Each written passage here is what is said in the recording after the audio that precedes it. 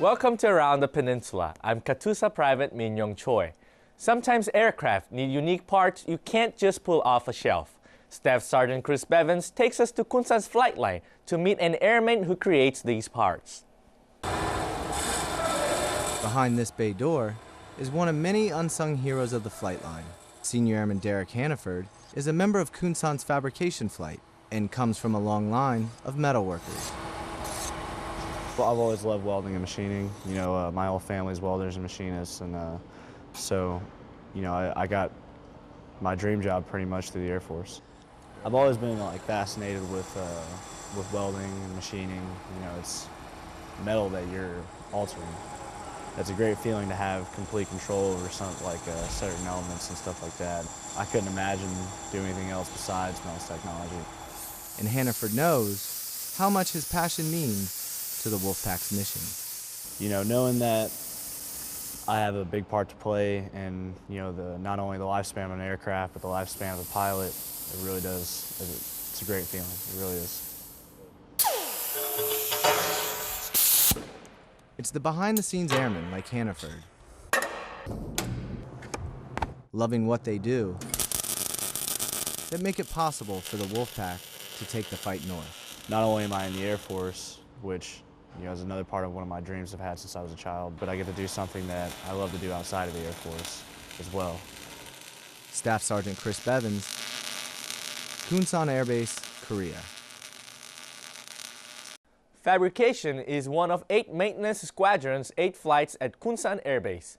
What's their motivation to work out? Petty Officer Chris Church discusses how working out changed the lives of a couple of airmen on Yongsan.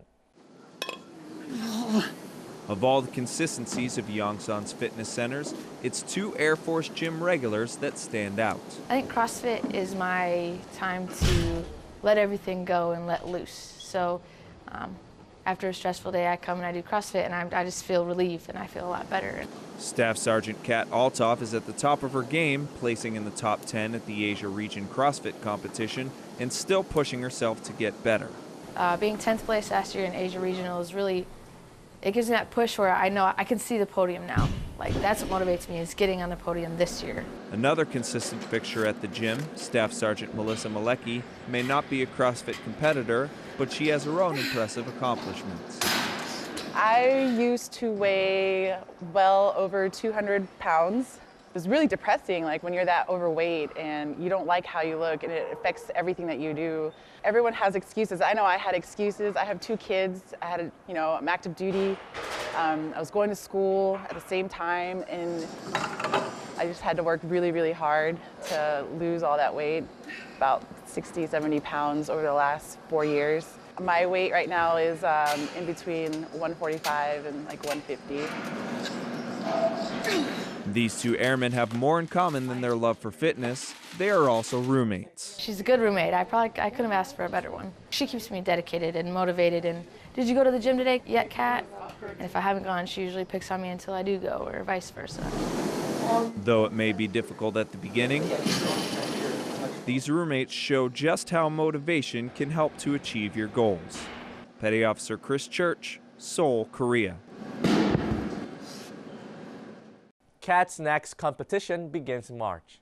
A popular fat burner among service members in the Pacific is causing hepatitis and liver failure. Army Sergeant Jaron Don tells us more about what's going on. Service members in the Pacific, beware.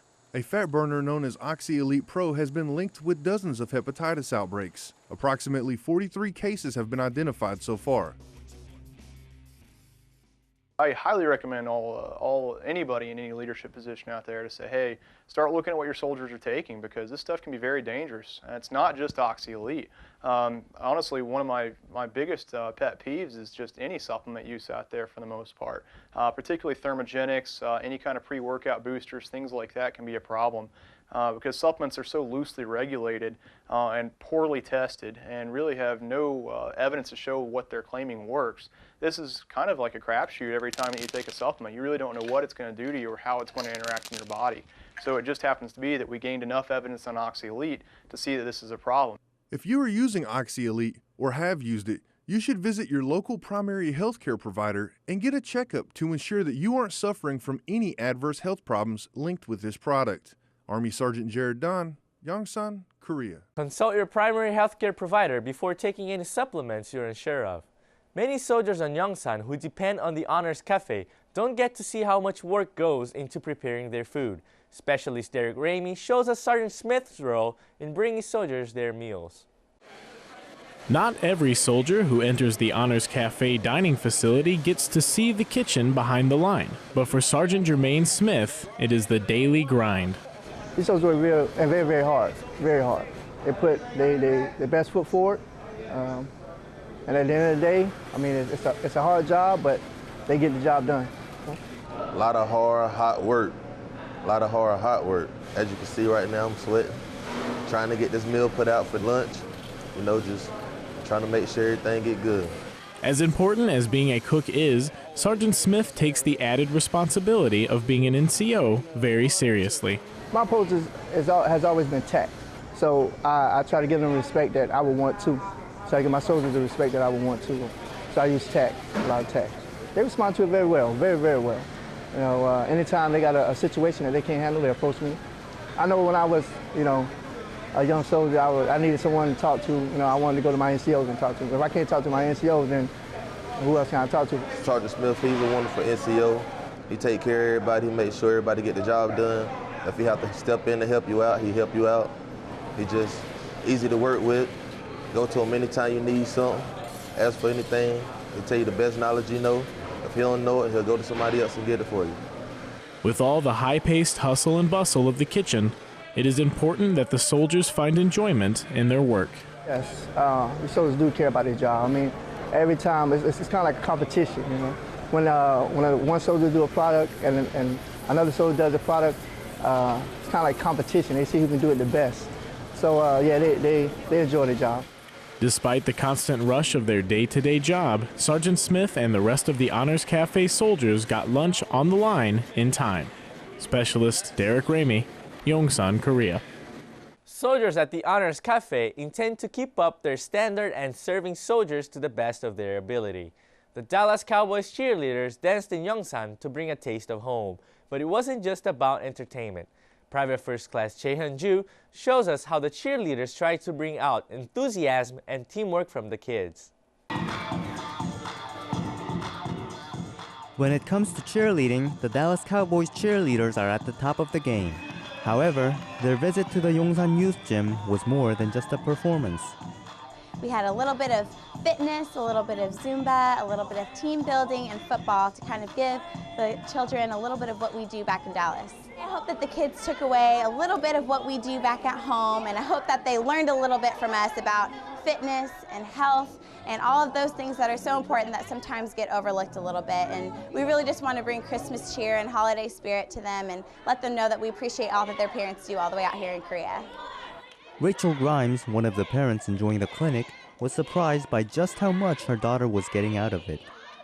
And the smile on her face was, I didn't even imagine she was going to smile that big while we were down here. So I'm really happy that I brought her down.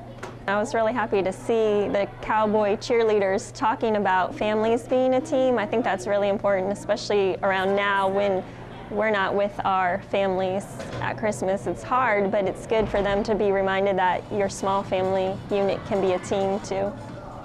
And speaking of family, today wasn't just about the girls. The cheerleaders brought the best out of the boys too.